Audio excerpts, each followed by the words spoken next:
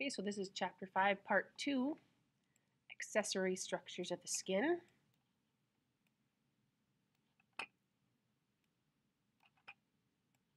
Okay, so hair is associated with the word pili. It's present in almost every surface except the palms, fingers, soles of the feet. So where you have thick skin, it's composed of dead keratinized epithelial cells. Genetics determines the thickness of your hair and the distribution of your hair follicles. It's more thick, you're going to have more hair follicles. Sometimes you even see more than one hair through follicle in thick hair people. Hair helps with touch sensations, protects the body against the harmful effects of the sun and heat loss. Keeps heat in. Okay, so the part above the shaft, above the skin, it's called the shaft, the part that you see. Below the skin, it's called the follicle. And the follicle is made up of a root that penetrates into the dermis, which includes an epithelial root sheath, so made up of epithelial tissue, and then a dermal root sheath.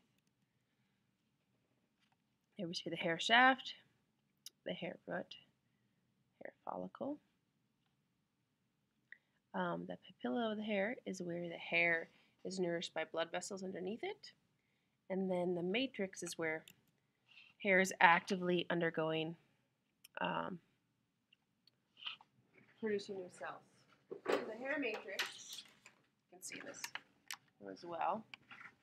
Here's where the hair follicle is being nourished by blood. The papillae, then right above it, that little tannish area, that's where cells are undergoing mitosis constantly. And as cells are produced, they're pushed up into the hair follicle. The further they go up, the more keratinized they get, and they become dead. And then here's the layers of the hair follicle. There's an epithelial root sheath, and then a dermal root sheath is more towards the inside. You have different types of hair. Languinal hair is the hair that covers the body of the fetus. If you've ever seen a premature baby, they haven't lost that yet, so they're covered with this downy, non-pigmented fine hair. Vellus hairs are like the peach fuzz, the short, fine, pale hairs that are barely visible. Terminal hairs are what you usually think of when you think of hair. Long, coarse, and heavily pigmented. Eyebrows, eyelashes, hair on your head. And hair is determined by the amount of melanin and the type of melanin that you have. Skin glands. We know that they are exocrine glands. There are two types. Sebaceous is the first. These are the oil glands. They're usually connected to hair follicles. So here we see the hair follicle right there, and the sebaceous gland is right there. What they secrete is an oil called sebum. And this oil does two important things. Prevents dehydration of the hair and skin, keeps that moisture in, and it also has some antibacterial properties that inhibits the growth of bacteria. In addition to oil glands, there are sweat glands, two different types. They're called sudoriferous glands. Eccrine sweat glands are the most numerous, and they secrete a watery solution, 600 milliliters per day. That's a lot, and it helps to cool the body and eliminating waste. And then the apocrine, we're going to find it in mainly the areas of the axilla, which is your armpit, groin, areolae, around the nipple, and then the bearded facial regions of men. And they secrete a sweat that's slightly more viscous. Eccrine, so the first type, release sweat in response to emotional stress, or just to cool the body, or embarrassment. So this is like a cold sweat, emotional sweat. Sometimes if you get nervous, you sweat. That is eccrine sweat glands. Also temperature regulation sweat glands. The apocrine sweat glands are mostly located in that sub-Q layer. So they go down into the fat. You can see them, they go up into the pore. And sometimes they'll secrete into the follicle. And their sweat is secreted during emotional Stress or sexual excitement, and most of the body odor associated with sweat is due to secretions of the apocrine gland. A specialized or modified sweat gland is your earwax or your ceruminous glands that secrete um, cerumen or earwax. And earwax is actually a protective sticky barrier that protects your ear canal. Another accessory structure of the skin is the nails, and it's composed of hard, keratinized, extremely keratinized epidermal cells. We find them at the fingers and toes of the dorsal surfaces. There's a free edge right there that's white. Transparent nail body, meaning you can see the color of the skin beneath it. You know, it's supposed to be a pinkish color, the hue that indicates good health. If you press on it or injure it, it can change color. And then it has a whitish lanula at the base. And the nail root, it's embedded in the skin fold. So let's take a look here. So here's the free edge, the transparent plate, lanula. And here, right here in the nail matrix, this is underneath the skin. This is where the cells are actively dividing. So just like hair, you have cells that are constantly producing keratinized cells, and as they're pushed towards the edge of the nail, they die, and they're more keratinized.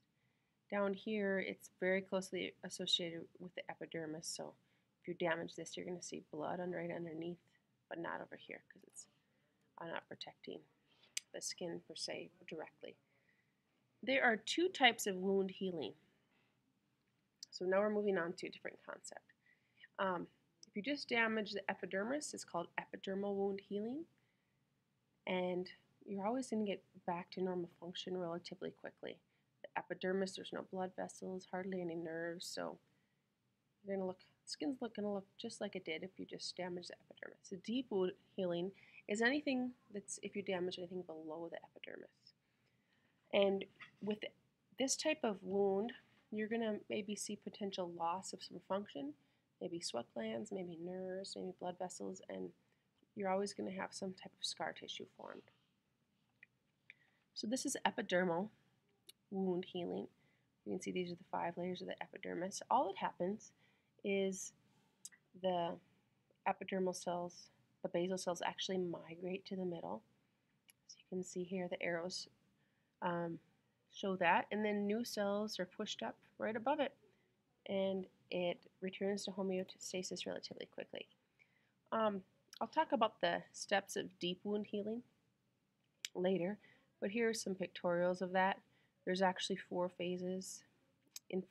Inflammatory, you can see here, a rush of blood, and then maturation, we see a scab, and some healing come to be.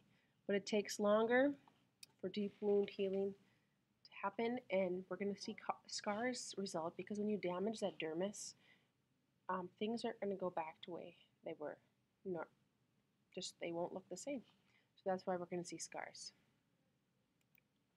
Burns can be caused by excessive heat, electricity, radioactivity, corrosive chemicals. It actually denatures the proteins in your skin.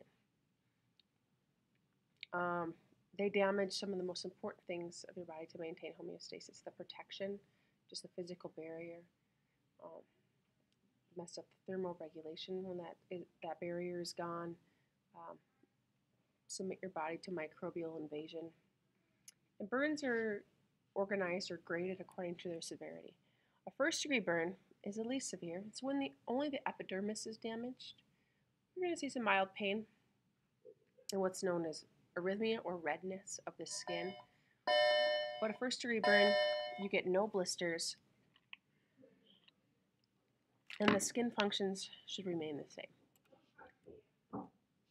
A second-degree burn, you're going to see damage not only on the top layer, but in the next layer, the dermis. Either all of it or some of it, and you're going to lose some functions, potentially, of the skin. It's going to be more red. Blisters are the key there. You're going to see blister formation. Edema, right down, swelling. A fluid accumulates there from the swelling, and pain. Third-degree burns is called a full thickness, so the epidermis, dermis, and the subcutaneous layer are impacted or destroyed.